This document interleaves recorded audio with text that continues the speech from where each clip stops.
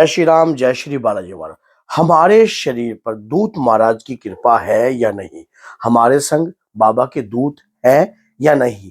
कई भक्तों के मन में इस प्रकार का संदेह रहता है कि हमारे साथ कोई शक्ति दूत महाराज की कृपा है या नहीं है, और वो सोचते हैं कि पता नहीं कोई प्रेत आकर दूत तो नहीं बन रहा है, या कोई बाबा की शक्ति हमारे साथ है या नहीं है, या कोई मलिन शक्ति तो नहीं है हमारे साथ। तो आज सारा कन्फ्यूजन आपका इस वीडियो से निकल जाएगा। और अगर वीडियो अगर आपको अच्छी लगे तो लाइक करना, चैनल को सब्सक्राइब करना, और वीडियो के एंड तक बने रहोगे तभी जाकर पूर्ण वीडियो आपको समझ में आएगी। देखिए क्या होता है कि परमात्मा की भक्ति, पूजा पाठ, नियम करने से वो हमसे प्रसन्न होकर हमारे ऊपर कृपा तो प्रदान करते हैं। उसी कृपा से हमें शक्ति प्रदान होती है, क्योंकि अगर उनकी छत्र छाया है, कहते हैं कि कलयुग में अगर कोई उनके नाम का सिमरन कर रहा है तो उनकी कृपा है तो ही कर रहा है। अगर उनकी कृपा ना हो तो आप 1 घंटा भी बैठकर जाप नहीं कर सकते, ये बात याद रख लेना। लेकिन अब बात आ जाती है कृपा को पहचानने की, कि किसी शक्ति को हम किस प्रकार से जान सकते हैं और किस प्रकार से पहचान सकते हैं। देखिए, शक्ति जो होती है वो परमात्मा का ही रूप है। अब परमात्मा की कृपा से ही होती है, और शक्ति किसी एक व्यक्तिगत विशेष के लिए नहीं होती है, जन के कल्याण के लिए होती है। अगर आपके पास भी आपके कोई पितृ की शक्ति है, कोई देव शक्ति है, या कोई आप माँ की भक्ति करते हो, बाबा की भक्ति करते हो, कोई भी ऐसी शक्ति है, तो धर्म का कार्य अगर आप करते रहोगे तो वो शक्ति आपकी बलवान रहेगी। अगर आप अपने उन शक्ति को अपने ही कुछ कार्यों में लगा दोगे तो शक्ति जो है कार्रवाई नहीं करती है, याद रखना। और ना ही ये किसी की सगी होती है, ये तो अपने इष्ट की सगी है बस। अब हमारे ऊपर बाबा के दूत हैं, बाबा के वीर हैं, या बाबा की तरंगे आ रही हैं, तो हम इनको कैसे जान सकते हैं, किस तरीके से हम समझ सकते हैं? कई बार दूत की आड़ में कोई प्रेत भी आ जाता है। अगर हमारे घर में कोई प्रेत आत्मा है और अचानक ही वो आपके शरीर पर आकर जय श्री राम, क्या प्रेत भी जय श्री राम का नाम ले सकते हैं? हाँ, ले सकते हैं। बचने के लिए कुछ भी कार्य किया जा सकता है। कई प्रेत ये झूठे भी होते हैं और चालाक भी होते हैं। तो क्या होते हैं, लेकिन होते परमात्मा का ही रूप है। अब वो भी जय श्री राम ले सकते हैं, आपके सामने नाम ले सकते हैं। उसके दौरान भी है, आप सोचोगे कि क्या बाबा के दूत आ गए? अब दूत महाराज प्राप्त तो होते हैं, ये नहीं है कि नहीं होते। जो लगातार किसको होते हैं, कैसे, पहले सुन लेना। अभी डिटेल में बता रहा हूं किसको ये शक्ति प्राप्त होती है।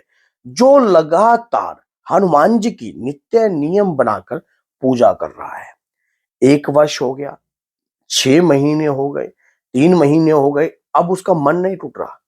भगवान के प्रति उसका लगाव जो है और भी ज्यादा बढ़ता जा रहा है, धीरे धीरे बढ़ता जा रहा है। आप समझ सकते हो कि अब क्या है, आपके घर के अंदर अगर कोई पितृ शक्ति है और आपने मंत्र जाप करते करते करते करते करते करते उस शक्ति को भी शुद्ध कर दिया है और बाबा के श्री चरणों में उस शक्ति को छोड़ दिया है, अब आपके घर के अंदर बाबा की कृपा से वीरों की कृपा आपके शरीर पर आने लग जाएगी।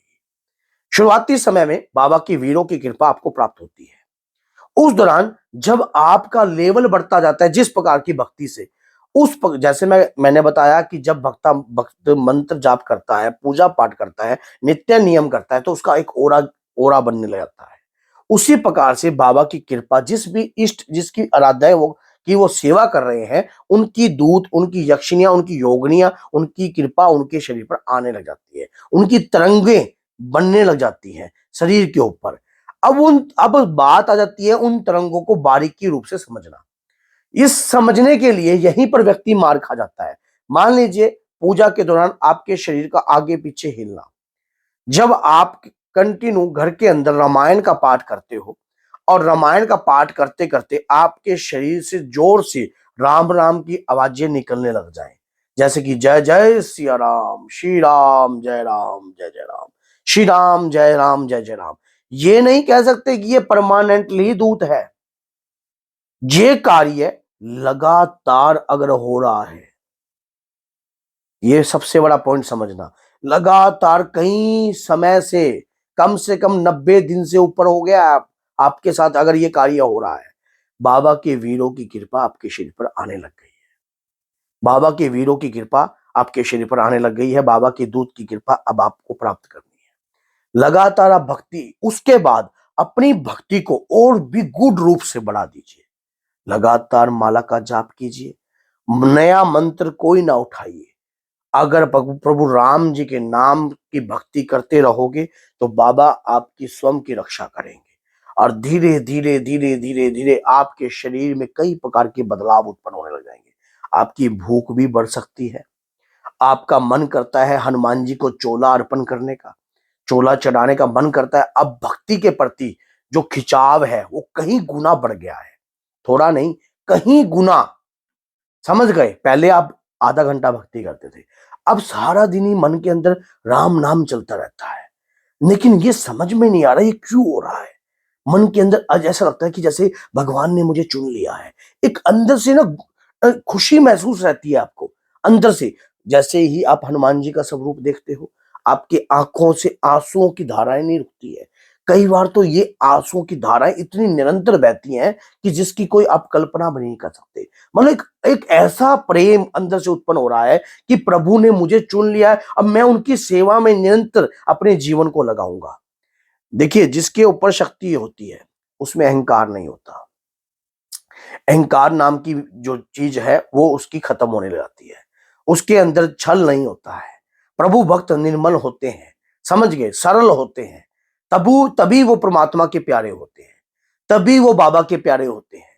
ये बात याद रखना, जिसमें सरलता है, जिसमें सहज है, हनुमान जी लाखों की भीड़ में ऐसे भक्त को उठा लेते हैं कि यही मेरा जो है ये भी प्रभु राम के नाम का प्रचार करेगा। देखिए, अब ऐसे अनगिनत बहुत सारे भक्त हैं बाबा के, और बहुत सारे वीर हैं और बहुत सारे दूत हैं जो निरंतर कार्य कर रहे हैं। और किसी भी मंदिर में जाकर अगर आप निरंतर प्रभु श्री राम की माला का जाप करते हो, मान लीजिए आपके पड़ोस में कोई मंदिर है, वहां पर हनुमान जी की निरंतर पूजा होती है, कंटिन्यू पूजा होती है। आप भी अगर वहां जाकर पूजा कर रहे हो, माला का जाप करते हो, रोजाना करते हो, बाबा की वीरों की कृपा वहां से भी आपको प्राप्त हो सकती है। बाबा के दूत की कृपा आपको वहां से भी प्राप्त हो सकती है। मेहंदीपुर बालाजी में जाने से भी आपको बाबा के बाल स्वरूप के दूत महाराज की कृपा भी प्राप्त हो सकती है, वीरों की कृपा भी प्राप्त हो सकती है। ऐसे ही सालासर जाते हो, इस संसार में बहुत सारे मंदिर, क्योंकि कलयुग के राजा हैं हनुमान जी महाराज। अब ऐसी ऐसी स्थिति मान लीजिए आपके साथ होती है, तो आप अब समझ गए होंगे कि बाबा के दूत की कृपा अगर आपके साथ है तो किस प्रकार का आपके शरीर पर जो है प्रभाव उत्पन्न होगा। अगर अब यही समय पर व्यक्ति, अब मान लीजिए पा तो रहा है दूत और मुंह में खा रहा है गुटखा, बीड़ी, सिगरेट, चिलम, तो ये चीजें गलत है। इन चीजों का सेवन व्यक्ति को छोड़ देना चाहिए। ऐसे चीजों को देखो, जैसा खाओगे अन्न वैसा हो जाएगा मन। अगर जिस प्रकार का आपका खान पान होगा, मान लीजिए अगर आप सोचो कि मेरे पास बाबा के दूत आ गए और मैं तो भाई गलत चीजों का भी सेवन कर लूं, या कर लूं, तो बाबा की शक्ति अगर रुष्ट हो जाती है तो आप दंडित भी हो सकते हो। ये कार्य आपको कभी नहीं करना चाहिए, त्याग कर देना चाहिए। गलत संगत का त्याग कर देना चाहिए।